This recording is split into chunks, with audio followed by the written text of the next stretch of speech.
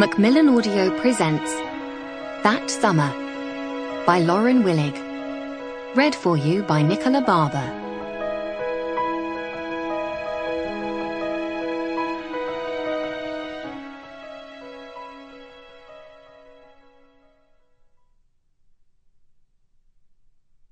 Chapter 1. New York, 2009. "Someone's left me a house," said Julia. "In England."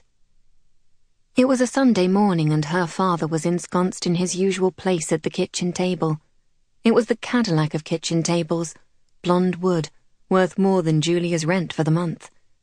A woven mat held a vase of flowers, 3 white lilies against a spray of ferns, deceptively simple. Visiting her father's apartment always made Julia feel as though she were stepping into an illustrated spread in Town and Country. Her ancient blue jeans and button-down shirt were decidedly incongruous against the silver appliances and careful flower arrangement. "Your Aunt Regina's house," said her father without hesitation. "Aunt who?" Julia didn't have any aunts, or at least none she knew of. Her mother had been an only child, and her father might as well have been.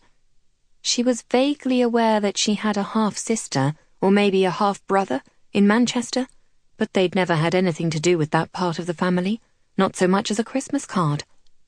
"Your mother's aunt," said her father briefly, shaking out a section of the Sunday paper. "Regina Ashe." He didn't meet Julia's eyes. Well, that was par for the course, wasn't it? In all these years they had never spoken about England, about that grey prehistory that Julia revisited only in nightmares.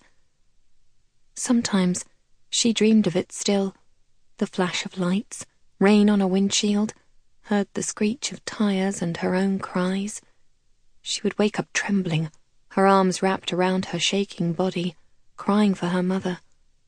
"Am I meant to know who that is?" Julia kept her voice carefully light, trying to hide the way her hands trembled. She wandered over to the percolator on the counter, giving herself time to compose herself, striving for normal, the normal she had so carefully cultivated over the past 25 years. "That was the name on the letter, Regina Ashe." "She was your mother's guardian," said her father. His voice was very clipped, very British. Rather than diminishing over the years, her father's accent had become even more pronouncedly BBC the longer they stayed in the States. He groomed it as one might a well-tended head of hair. Julia couldn't blame him. There was a peculiar status accorded to Englishmen in New York. It was distinctly annoying, particularly because her childhood accent had had the reverse effect on her peers.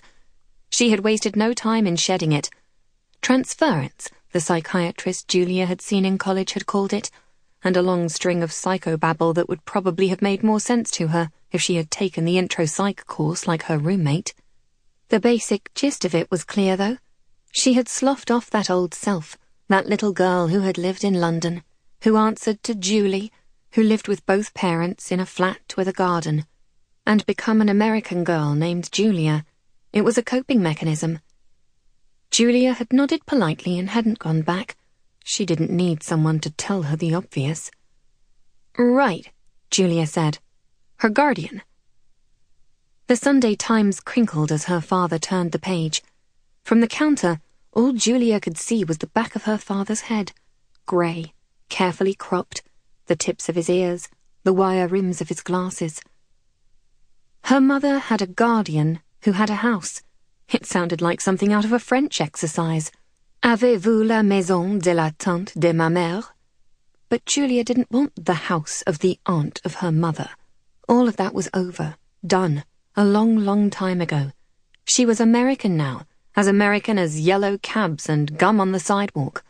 Her life was here, and had been ever since that awful October they had picked up and moved, lock, stock and barrel, to New York. Julia opened the glass-fronted cabinet, helping herself to a mug from a neatly stacked row. "Sample complete. Ready to continue?"